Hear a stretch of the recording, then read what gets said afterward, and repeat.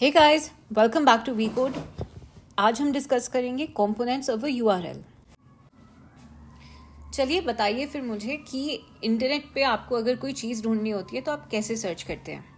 Generally हम अपना Google Chrome खोलते हैं, सफारी खोलेंगे, फायरफॉक्स खोलेंगे या डक डक गो खोलेंगे। जिन लोगों को थोड़ा प्राइवेसी का ज़्यादा कंसर्न है वो लोग डक डक गो खोलेंगे और उसमें जाके हम कोई सर्च इंजन खोलेंगे और उसमें अपना सर्च कीवर्ड डाल देंगे और आपका सर्च इंजन आपको बहुत सारे सर्च रिजल्ट्स प्रेजेंट करेगा, जिसमें से आप अपना रिजल्ट पिक कर सकते हैं, उस वेबसाइट को सिलेक्ट कर सकते हैं और वो आपको उस वेबसाइट पे सर्च इंजन रीडायरेक्ट कर देता है।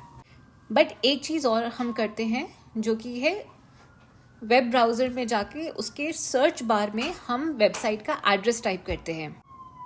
जैसे कि सर्च बार में जाके हम टाइप करेंगे www.google.com। तो ये जो एड्रेस होता है इसको हम बोलते हैं यूआरएल, यानी कि यूनिफॉर्म रिसोर्स लोकेटर। ये एड्रेस हमें आपके रिसोर्स की यानी कि आपके वेबसाइट की एक लोकेशन बताता है इंटरनेट पे। और क्योंकि इसका एक स्टैंडर्ड फॉर्मेट होता है, एक प्रोटोकॉल होता है, इसलिए uniform, hence the name uniform resource locator. Guys, किसी भी यूआरएल के 4 to 7 पार्ट्स होते हैं और 4 प्राइमरी पार्ट्स होते हैं जिससे कि हम वेबसाइट पे पहुंच पाते हैं। आइए इन पार्ट्स को हम और डिटेल में डिस्कस करते हैं। सबसे पहला पार्ट होता है आपका प्रोटोकॉल या स्कीम। ये एक मेथड होता है जिससे आप रिसोर्स को फेच करते हैं, यानी कि एक प्रोटोकॉल, एक पर्टिकुलर इंटरनेट पे एक स्टैंडर्ड। तो जैसे इस एग्जाम्पल में हमारा प्रोटोकॉल है HTTPS, यानी कि hyper text transfer protocol secure. S stand करता है सिक्योर के लिए। ये सबसे पॉपुलर प्रोटोकॉल है हमारा, जो मेजॉरिटी वेबसाइट्स के लिए यूज़ होता है। HTTP पहले बहुत कॉमन होता था बट उसमें सिक्योरिटी कंसर्न्स काफ़ी हुआ करते थे, तो उसको अपग्रेड कर दिया गया टू HTTPS। इसका नेक्स्ट पार्ट होता है सब डोमेन। ये ऑप्शनल होता है और ये आपकी मेन डोमेन से पहले आता है। इसका यूजेज होता है कि ये वेबसाइट के डिफरेंट सेक्शंस को ऑर्गेनाइज करता है। तो इस एग्जांपल में आपका सब डोमेन है ब्लॉग डॉट। जनरली जो URLs होते हैं उसमें सब डोमेन्स यूज़ होता है www। ये एक टाइम पे बहुत कॉमन हुआ करता था, लेकिन अब ये ऑप्शनल हो गया है और अक्सर हम लगाते भी नहीं हैं। और नेक्स्ट आता है हमारा सेकंड लेवल डोमेन और हमारा मेन डोमेन होता है ये, जो कि होता है वेबसाइट का नाम। इस एग्जांपल में है blogexample.com। तो इसमें एग्जांपल है आपका सेकंड लेवल डोमेन। और अगर हम गूगल के URL की बात करें तो www.google.com, इसमें गूगल आपका सेकंड लेवल डोमेन है, www आपका सब डोमेन था। जो सेकंड लेवल डोमेन होता है वो हमें बताता है कि सर्वर की लोकेशन कौन सी है। सर्वर क्या करता है, ये वेबसाइट या उस रिसोर्स को स्टोर करता है और ये सर्वर के जो IP एड्रेस होता है उसकी जगह यूज़ होता है, जिससे कि रीडेबिलिटी बढ़ सके। IP एड्रेस तो गाइज आपका न्यूमेरिक फॉर्मेट में होता है, वो हमारे लिए कन्वीनियंट नहीं है पढ़ने के लिए। लेकिन अगर आपकी वेबसाइट को आपके सर्वर को आपकी वेबसाइट के पास एक नाम हो तो हमारे लिए काफ़ी कन्वीनियंट हो जाता है उसको टाइप करने के लिए। तो ये तो हो गया आपका सेकंड लेवल डोमेन। नेक्स्ट हम आते हैं टॉप लेवल डोमेन में, और ये होता है आपका highest level of categorisation domain names के लिए। मतलब सबसे आपको सर्वर का लोकेशन मिल गया, लेकिन जो डोमेन नेम है उसके लिए एक सेगमेंट और है कैटेगराइजेशन का, और ये इंडिकेट करता है कि आपकी डोमेन एक्सक्यूज मी, आपकी डोमेन का पर्पस क्या है या उसका नेचर क्या है या फिर उसकी जियोग्राफिकल लोकेशन क्या है। So for example .com signify करता है कि ये डोमेन एक कमर्शियल पर्पस की डोमेन है। .in सिग्निफाई करता है जियोग्राफिकल लोकेशन यानी कि इंडिया। .edu भी आपने कई स्कूल्स की वेबसाइट में देखा होगा, ये सिग्निफाई करता है कि एक एजुकेशनल इंस्टीट्यूट है, ये एक एजुकेशनल इंस्टीट्यूट की डोमेन है। और .org होता है, ये भी एक बहुत कॉमन टॉप लेवल डोमेन है, ये बताता है कि ये एक ऑर्गेनाइजेशन की वेबसाइट है। तो ये हमारे 4 प्राइमरी पार्ट्स हो गए किसी भी वेबसाइट के यूआरएल के। कौन कौन से? प्रोटोकॉल, सब domain, second level domain, top level domain. Protocol है आपका फॉर एग्जांपल HTTPS, सब डोमेन है आपका जो मेन डोमेन से आता है और ये ऑप्शनल होता है, ये हो गया www या blog something something, और ऐसे कई सारे एग्जाम्पल्स। सेकेंड लेवल डोमेन होता है आपकी वेबसाइट का मेन जो नाम होता है, जैसे google.com में गूगल है आपका सेकेंड लेवल डोमेन, और टॉप लेवल डोमेन होता है एक और लेयर होता है कैटेगराइजेशन का, जो कि उस आपकी डोमेन की टाइप को सिग्निफाई करता है। इसके बाद एडिशनली अब जब हम वेबसाइट पे पहुंच जाते हैं, उसके बाद हमें रीडायरेक्ट भी तो होना होता है कि हमें उस वेबसाइट के कौन से वेब पेज पे जाना है, या उस वेबसाइट में आगे कौन सा पाथ है जिसको हमें फॉलो करना है। तो ये हमें पता चलता है पाथ पोर्शन से, जो डोमेन का पाथ पोर्शन होता है, और ये हम आपके टॉप लेवल डोमेन के बाद स्लैश डाल के बताते हैं।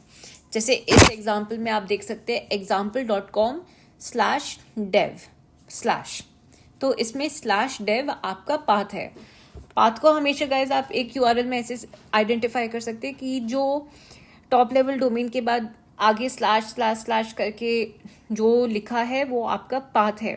जैसे कि आपने कितनी बार अगर आप टर्मिनल पे प्रोग्रामिंग करते हैं और आपने कभी फाइल का एग्जैक्ट लोकेशन मांगी है, तो आपने देखा होगा कि वो // सारे करके सारे फोल्डर्स के नेम्स आते हैं। From the root level of the file to the bottom level of the file तक हम जाते हैं।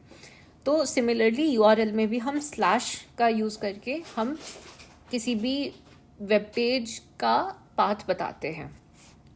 नेक्स्ट आता है क्वेरी स्ट्रिंग। तो एक्सक्यूज मी, पाथ के बाद जो क्वेरी स्ट्रिंग आता है ये स्टार्ट होता है क्वेश्चन मार्क से, और ये की वैल्यू पेयर्स में आप देखेंगे। जैसे इस एग्जांपल में आप देख रहे हैं question mark topic equal to sequel. तो टॉपिक है आपका की और उसकी वैल्यू क्या है? सीक्वल। ये हमें यूआरएल में और एडिशनल इंफॉर्मेशन भेजना अलाउ करता है, जैसे कि हमें सर्वर को बताना है कि हम कौन से ज्योग्राफिकल रीजन से रिक्वेस्ट भेज रहे हैं। तो इस इंफॉर्मेशन को हम इस क्वेरी स्ट्रिंग में डाल देते हैं, और ये इंफॉर्मेशन यूजुअली आपको कभी खुद से कोड नहीं करनी पड़ती, खुद से आप एंटर नहीं करते हैं। ये सारा काम आपका ब्राउज़र ऑटोमेटिकली कर देता है। जब आप वेबसाइट पे फ्रंट एंड पे किसी बटन को क्लिक करते हैं, तो वो वेबसाइट यूआरएल खुद जनरेट करती है, जिसमें ये क्वेरी स्ट्रिंग ऑटोमेटिकली जनरेट होके एंटर हो जाती है यूआरएल में, और उसको आगे ब्राउज़र ऑटोमेटिकली सेंड कर देता है ओवर द इंटरनेट आपके सर्वर को। फर्दर कितनी बार हमें वेब पेज पे भी जाके हम चाहते हैं कि हम उस वेब पेज के किसी सेक्शन पे पहुंचे।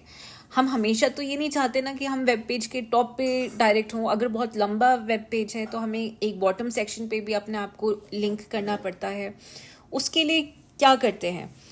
उसके लिए हम एक एंकर डालते हैं जो कि स्टार्ट होता है आपके हैश या पाउंड सिंबल से। इस एंकर को हम फ्रैगमेंट के नाम से भी जानते हैं, और ये ऑप्शनल होता है।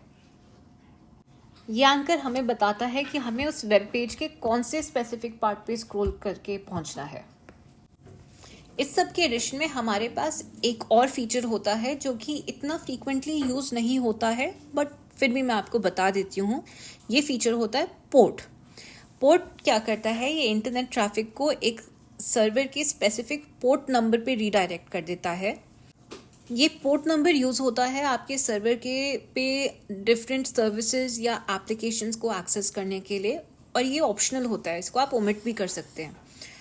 HTTP रिक्वेस्ट्स के लिए ये डिफ़ॉल्ट नंबर 80 पोर्ट पे जाता है, और HTTPS रिक्वेस्ट्स के लिए ये डिफ़ॉल्ट वैल्यू इसकी होती है :443। सो गाइस, हमारे primary parts of a URL कौन कौन से थे? प्रोटोकॉल, सब domain, second level domain, top level domain. और इसके एडिशन में हमारे सेकेंडरी कंपोनेंट्स कौन से हैं यूआरएल के? पाथ, क्वेरी स्ट्रिंग, एंकर और fragment, and lastly port number. इन सबको कंबाइन करके बनता है हमारा यूआरएल। अब लास्ट पॉइंट यूआरएल के बारे में जो मैं डिस्कस करना चाहूँगी वो है यूनिकोड एनकोडिंग यूआरएल की। यूआरएल को हम UTF-8 फॉर्मेट में एनकोड करते हैं क्योंकि ये फॉर्मेट अलाउ करता है अलग अलग स्क्रिप्ट्स और लैंग्वेजेस का इजी रिप्रेजेंटेशन। यूनिकोड फॉर्मेट तो जैसे कितनी बार अलग कैरेक्टर्स आप यूज़ करते हैं, अलग लैंग्वेजेस यूज़ करते हैं, फ्रॉम एरिया टू एरिया ये डिफर करते हैं, but by using UTF-8 format ये हमें एक यूनिफॉर्मिटी प्रोवाइड करता है। सो गाइज, ये था आज का एपिसोड URL पे, और अगर आपको पसंद आया तो प्लीज़ लाइक एंड सब्सक्राइब ज़रूर करिएगा। मिलते हैं अगले एपिसोड में। Bye bye.